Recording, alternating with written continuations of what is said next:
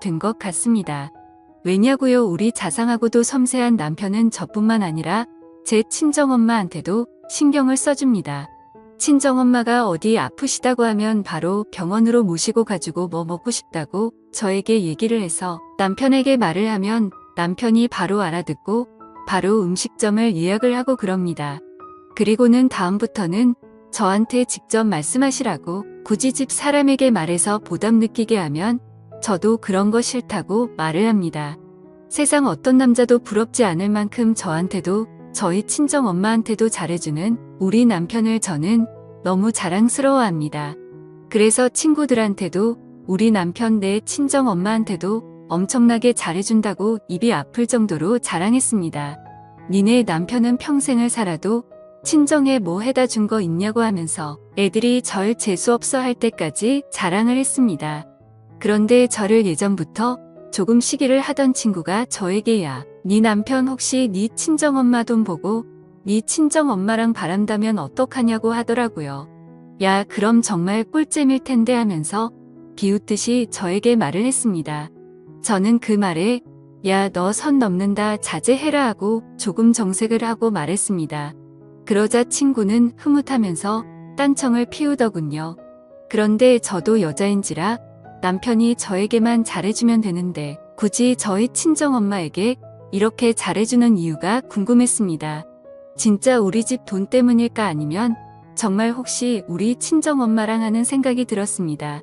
저는 그래서 친정엄마랑 남편이 그런 사이인지 아닌지 확인을 하기 위해 조금 남편의 뒤를 밟았습니다.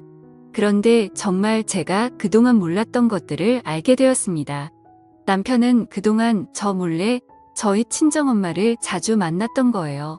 친정엄마는 사실 다른 나이 드신 주부와는 다르게 조금 젊어 보이고 관리를 아주 잘한 편입니다. 그래서 어떨 때는 저보다 어려 보여서 친정엄마한테 조금 자격지심이 있는 편입니다.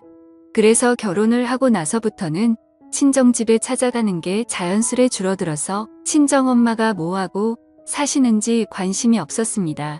그런데 저 모르게 우리 남편을 만나서 엄청 호의호식을 하고 있더군요.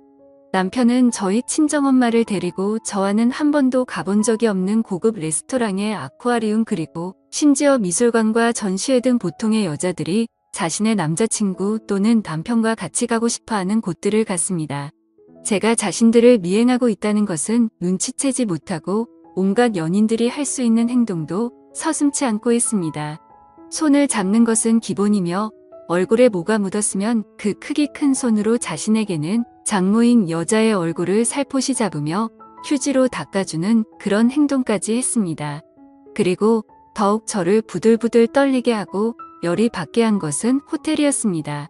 저도 남편과 살면서 한 번도 가본 적이 없는 호텔이었습니다. 집에서 그냥 밥 먹거나 여행을 가도 그냥 당일치기로 갔다 오는 것을 좋아하는 남편이었는데 제가 알던 남편은 다른 사람이었습니다. 자기 장모와 함께 있는 남편놈은 활짝 웃으며 어떤 호텔이 좋을까 또는 장모에게 자기라고 부르며 어느 호텔을 가야 더 좋은 서비스를 받을 수 있을까 등등 저한테는 전혀 보이지 않았던 모습들을 보이며 저를 더욱 비참하게 만들었습니다. 저는 그렇게 둘이 미행하던 도중 갑자기 너무 비참한 나머지 도중에 집으로 돌아왔습니다. 나는 이제 남편에게 관심거리 중에 10분의 1 정도도 차지하지 못하는 건가 하는 생각과 함께 정말 남편을 어떻게 해야 하지 온갖 생각이 들었습니다.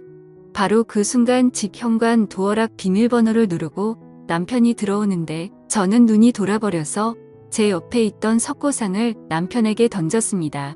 그 석고상은 정확히 남편의 머리에 맞았고 남편은 결국 119 구급차에 실려가게 되었습니다. 저는 구급차에 따라 타고 병원으로 이송이 된 후 남편이 응급실에 누워서 치료를 받는 도중에 그냥 병원을 나왔습니다. 그리고 제 친정엄마에게 가서 당신이 잘 가지고 놀던 내 남편이 지금 병원에 있으니 한번 가보라고 그렇게 말했습니다. 친정엄마는 사색이 되어서 병원으로 달려갔고 저는 제 집으로 가서 커피를 마시면서 어떻게 상황이 발전해 가는지 기다렸습니다. 저에게 아무 연락도 하지 않는 친정엄마는 제 남편을 데리고 집으로 왔습니다. 자신이 바람을 핀 남자를 데리고 남자의 와이프이자 자신에게는 딸인 사람의 집에 와서 잘도 챙겨주더군요. 저는 그런 여자를 보고 저를 낳아준 제 엄마라는 사실도 잊은 채 그녀의 얼굴에 물을 끼얹었습니다. 그때 손에 남편의 얼굴을 닦아줄 물이 담긴 대야통이 있었는데 그게 날아가서 온 집안 바닥이 물바다가 되었죠. 친정엄마는 저를 보며 이게 무슨 짓이냐고 저를 보며 말했습니다. 저는 제 친정엄마에게 얼굴에 철판을 깔아도 유분수지 딸이 떡하니 앞에 앉아있는데 딸의 남편하고 그렇게 바람을 피냐고 그러자 그 순간 친정엄마는 저를 노려보던 눈빛이 조금 흔들리더군요. 도대체 당신의 머릿속에는 뭐가 들었냐고 그렇게 남자가 굶어서 딸의 남편이라는 것도 있고 그렇게 남의 남자를 건드리냐고 소리를 질렀습니다. 친정엄마는 그 말을 듣고 얼굴이 축 처지는 표정을 지으며 식탁에 앉아 있었습니다. 그리고 나서 그래, 네 아빠는 날 여자로 보지도 않고 이제는 그냥 식모 취급을 하는데 나도 여자다. 남자한테 사랑을 받고 싶고 잠자리를 하고 싶었다. 그런데 남편은 나의 여자 취급도 안 하지 내 눈에 들어오는 건 사이뿐이지. 그래서 이러는 게 잘못됐다는 것을 알고도 멈출 수가 없었다고 담화를 하였습니다. 저는 눈 하나 깜짝하지 않고 그 말을 다 듣고 나서 몰래 켜둔 녹음기를 보이며 그러냐고 이걸 남편에게 들려줘도 상관이 없겠네 하며 친정엄마에게 말했습니다. 단순히 자신의 욕구를 채우기 위해서 자신의 딸의 남자를 만났다고 하면 남편은 뭐라고 하려나 하고 친정엄마를 협박하자 친정엄마는 제발 그러지 말라고 저에게 빌었습니다.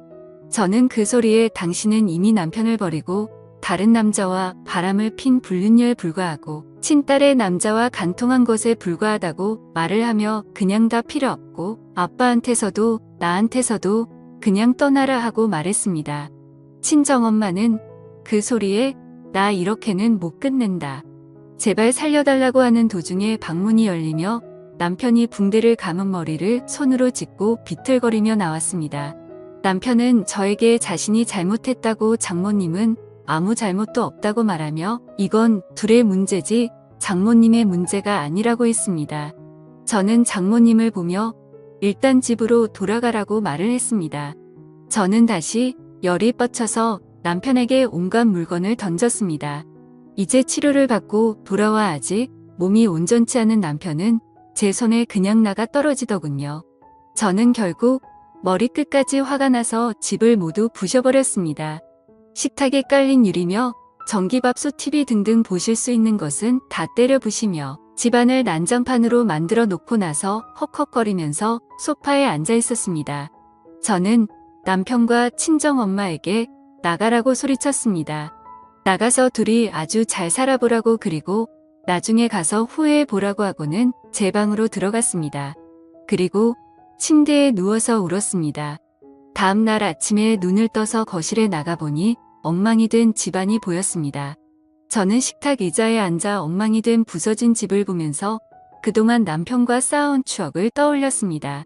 웃으면서 하나 둘씩 살림살이들을 사서 집에 놓았는데 그게 모두 헛된 짓이었구나 생각이 들었습니다. 저는 집을 나와서 아빠에게 갔습니다. 친정아빠는 갑자기 제가 찾아오자 제가 오기 전에 보던 TV를 끄시고 미안하구나 반복하셨습니다.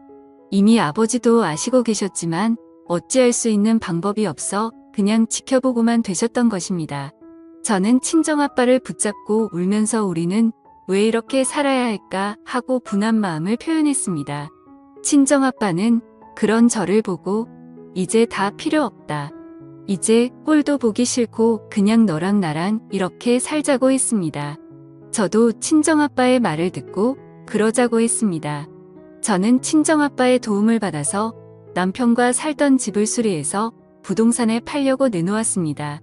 그리고 저는 짐을 챙겨서 아버지의 집으로 들어갔습니다. 친정엄마는 이미 침을 가지고 남편과 나간 뒤 이어서 아빠도 많이 척척하셨는지 제가 오니까 너무 기뻐하셨습니다. 저는 그날부터 남편과 친정엄마를 잊고 살고 있었습니다. 대신 가슴 한켠에는 작은 마음을 풀고 있었습니다. 만약 다시 내 눈앞에 둘이 나타난다면 정말 그때는 둘을 죽이고 내가 살인자가 되고 말지. 그들이 행복해하는 모습을 못 본다고요. 이런 일이 세상에 존재하는 잃을까 하는 마음으로 꾸며낸 이야기라고 생각하겠죠. 하지만 실제로 겪은 사람은 정말 지옥보다 더 심한 고통을 겪으면서 살고 있습니다. 여러분은 이런 일을 겪지 않으셨으면 하는 마음과 함께 여러분에게 조언을 드립니다. 여러분의 가정은 여러분들이 지키는데 가장 좋습니다. 제 사연 들어주셔서 감사합니다.